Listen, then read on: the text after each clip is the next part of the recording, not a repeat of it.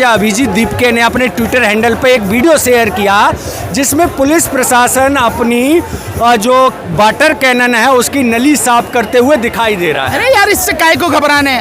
Water canal की नली क्या, तोप की नली साफ कर लो, इससे क्या फर्क पड़ता है? मैं बहुत अच्छी तरह से जानता हूँ, और इतिहास पढ़ लो आप दुनिया का। जब जनता खड़ी होती है ना, तो जनता के कदमों की आवाज से तोपों के मुंह भी बंद हो जाता है। ये तो तुम वाटर कैनन की बात करो, इनसे कोई फर्क नहीं पड़ता। कर लो, उन्होंने कहो, और अच्छी तरह से साफ कर लो। राइफल की नली भी साफ कर लो भैया, उनकी भी जरूरत पड़ सके। आप जंतर मंतर का ये नज़ारा देख सकते हैं। अभी इन तस्वीरों में ये रात का वक्त है और रात के वक्त जंतर मंतर पर बड़ी संख्या में लोग जुटे हुए हैं। भीड़ सुबह से लेके रात तक अभी भी कम नहीं हुई है। लोगों की संख्या बढ़ती जा रही है।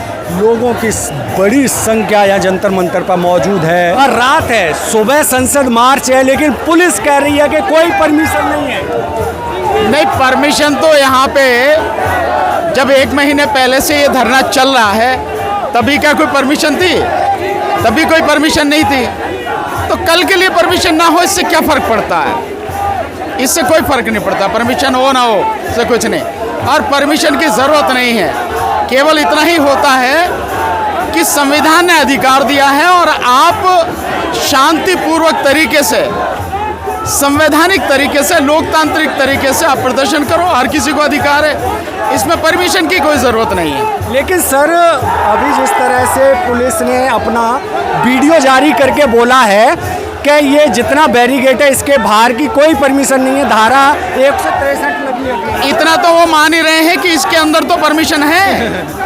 भाई, अगर मैं उनके शब्दों की बात करूं तो वो ये मान रहे हैं कि बैरिकेड जो है इसके अंदर परमिशन है। इसके बाहर की ये सुबह देखेंगे क्या होगा, क्या नहीं होगा, कैसे होगा, तो सुबह देखी जाएगी।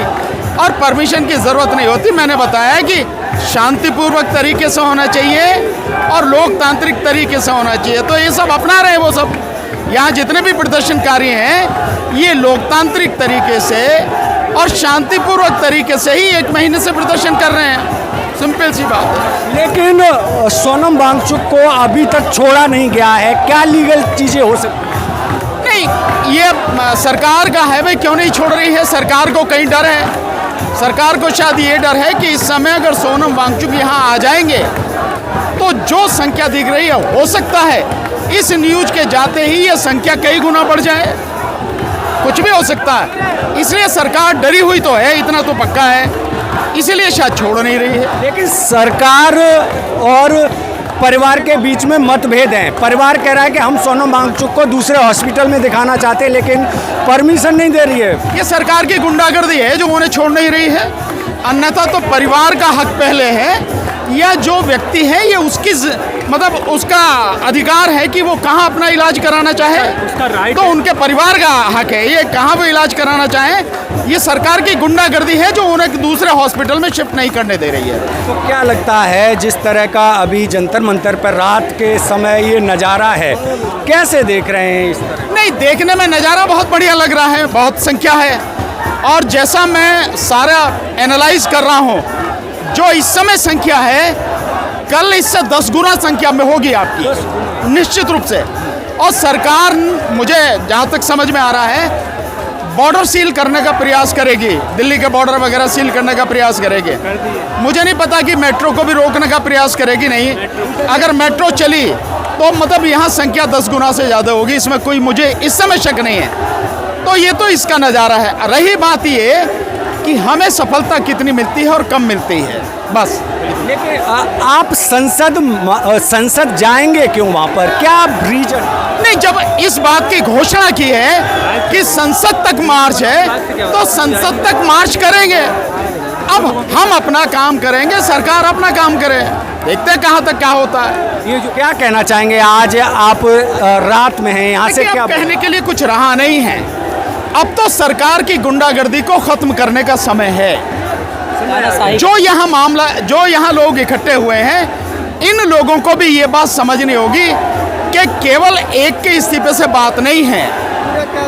अब ये पूरी गंदगी जो है सरकार की, जो बीजेपी नाम की जो गंदगी है, जो भाजपा मोदी सरकार नाम की गंदगी है, इस पूरी गंदगी का सफाया करना पड़ेगा, तभी देश सांस लेने लायक बचेगा, अन्यथा कुछ बचेगा नहीं। क्योंकि जिस गुंडागर्दी पर उतरे हैं, जिस तरह से मंदिर में ये डकैती डाल रहे हैं, और एक में नहीं कई मंदिरों में डकैती की बात आ रही है अब सामने, और लोगों के अधिकारों को लगातार छीनते चले जा रहे हैं। और सरकार इस कदर बेशर्म हो चुकी है, किसी भी व्यक्ति को यहाँ अब तक बात करने के लिए भेजा नहीं।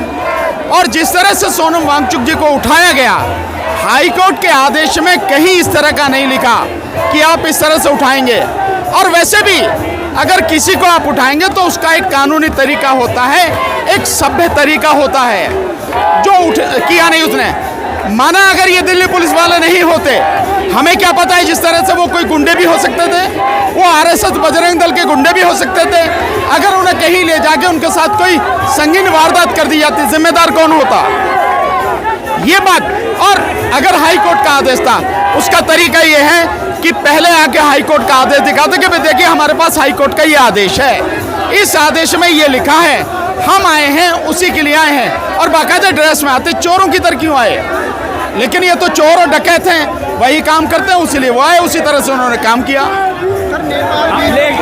नहीं, लेकिन सर यहाँ के जो डीसीपी हैं वो ये कह रहे हैं कि संसद कल चलेगा, और वहाँ संसद चलेगा तो माहौल ख़राब होने की स्थिति में हम यहाँ से नहीं जाने देंगे। नहीं, माहौल ख़राब कैसे हो जाएगा? माहौल सरकार ख़राब कर रही है कि ये लोग ख़राब कर रहे हैं? इन लोगों ने, किसी ने भी माहौल ख़राब नहीं किया, इन लोगों ने किसी को गाली तक नहीं दी अभी। हाँ, सरकार माहौल जरूर ख़राब कर रही है कि इस गुंडागर्दी पर, बेशर्मी पर उठी हुई है, बात नहीं कर रही है और किडनैप करके ले जा रही है ऐसे व्यक्ति को। ये सरकार की गुंडागर्दी है। अगर देश की जनता पार्लियामेंट तक जाना चाहती है, संसद को बताना चाहती है कि हमारी दिक्कतें क्या हैं, हमारी ग्रीवांसेस क्या हैं, तो इसमें किसी को क्या दिक्कत है? इससे कहाँ माहौल बिगड़ रहा? ये डीसीपी अपने आप अकल लिए फिर और किसी में अकल नहीं है। तो ये सब प्रशासन का, सरकार का इस प्लान है, इस पूरे आंदोलन को खत्म करने का, इसको कमजोर करने का, जो अब हो नहीं सकता। अब उनके हाथ से बात निकल चुकी है, अब कुछ नहीं उनके हाथ में। लेकिन वो तो बहुत पावरफुल सरकार है। आपने किसान आंदोलन में देखा? अरे किसान आंदोलन में हमने देखा घुटने पर आते हुए मोदी को। हमने मोदी को 3-3 बार घुटनों पर लेकर आए। हम 13 महीने किसान आंदोलन में रहे, सीए एनआरसी में रहे, घुटनों पर आया, अभी तक सीए एनआरसी लागू नहीं कर सका, और इसी तरह से और कई आंदोलन। सो ये लोगों को लगता होगा कि बहुत बहादुर सरकार है। मैं जानता हूँ इस देश का प्रधानमंत्री निहायत कायर व्यक्ति है, उसमें हिम्मत नहीं है कि लोगों से आगे बात कर सके। बहादुर का है, बात का है। लेकिन पहले तो आप धर्मेंद्र प्रधान का इस्तीफा मांग रहे थे, अब प्रधानमंत्री का इस्तीफा मांगने लगे। भाई मैं तो कह रहा हूँ, ये तो बधाई देनी चाहिए कि पहले प्रधान का मांग रहे हो, अब प्रधानमंत्री का। मैं तो बहुत पहले से कह रहा कि प्रधानमंत्री का मांगो, और बल्कि मैं तो इससे भी आगे कह रहा हूँ, इस्तीफा छोड़ो, इस सरकार को ही उखाड़ के पाताल में गाड़ दो भैया। अब तो ये समय आ गया है, तभी देश बचेगा, नहीं तो बचेगा नहीं। लेकिन जिस तरह से सोनम वांगचुक के समर्थन में और जिस तरह का सीजीपी के समर्थन में देश भर में प्रदर्शन देखने को मिल रहे हैं, नागपुर, मुंबई, दिल्ली, तमाम जगह, क्या फिर सरकार उनको कल यहाँ जंतर मंतर पर भेज सकती है? नहीं, देखिए सरकार कुछ भी कर सकती है। हाँ, सरकार क्या करेगी हमें इससे लेना देना नहीं है। हमें क्या करना है, हमें इसको ध्यान रखना है बस। तो हमारा मकसद ये है कि जो हमने घोषणा की है कि कल हम संसद तक मार्च करेंगे, तो हम संसद तक मार्च करेंगे। सरकार को जो करना है वो करे, हमें जो करना है हम करेंगे। दूसरी बात ये है कि इस देश में जब तक इस सरकार को उखाड़ के नहीं फेंका जाएगा, तब तक इस देश में कुछ बढ़िया होने वाला नहीं। इस बात को सब लोगों को जानने की जरूरत है। और इस सरकार को उखाड़ने के लिए सबसे पहले जिस सिस्टम के जरिए ये सरकार यहाँ आ रही है, इस सरकार को लोगों की चिंता नहीं है। क्यों नहीं है? क्योंकि लोगों के वोट से नहीं जीतती। इन लोगों ने दी होगी बीजेपी को वोट, लेकिन इन लोगों की वोट से सरकार नहीं जीत रही।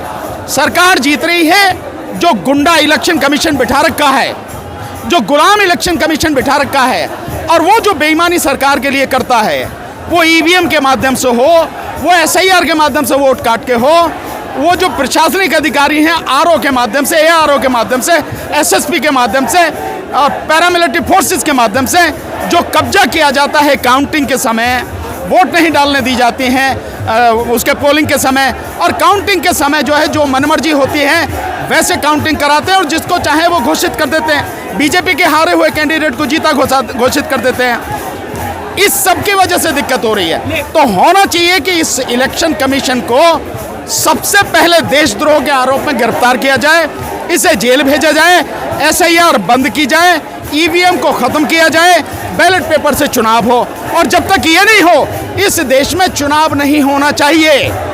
जनता को ये प्रण करना चाहिए कि केवल हम इस्तीफा नहीं, हम इस देश में चुनाव ही नहीं होने देंगे जब तक ये सारी गंदगी साफ नहीं होगी और बैलेट पेपर से चुनाव नहीं होगा।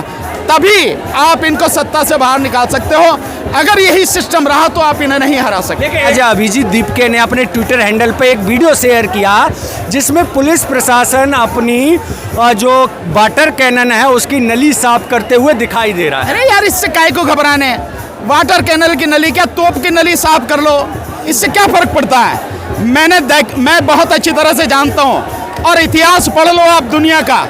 जब जनता खड़ी होती है ना, तो जनता के कदमों की आवाज से तोपों के मुंह भी बंद हो जाते हैं। ये तो तुम वाटर कैनन की बात करो, इनसे कोई फर्क नहीं पड़ता। कर लो, उन्होंने कहो, और अच्छी तरह से साफ कर लो।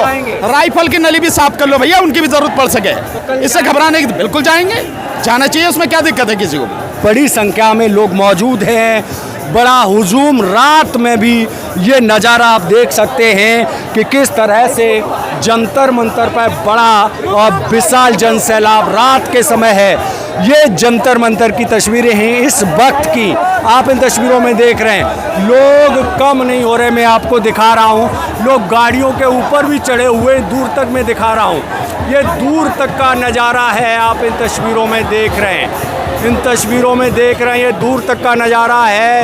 ये जंतर मंतर की इस वक्त की तस्वीरें हैं जहाँ पर लोग अभी भी डटे हुए हैं। आप इन तस्वीरों को देख सकते हैं। जंतर मंतर की ये तस्वीरें हैं, बहुत बड़ी तस्वीरें हैं जिनको देखा जा सकता है। बाकी की खबरों के लिए बने रहिए HNP न्यूज़ के साथ। मैं DS गौतम, धन्यवाद।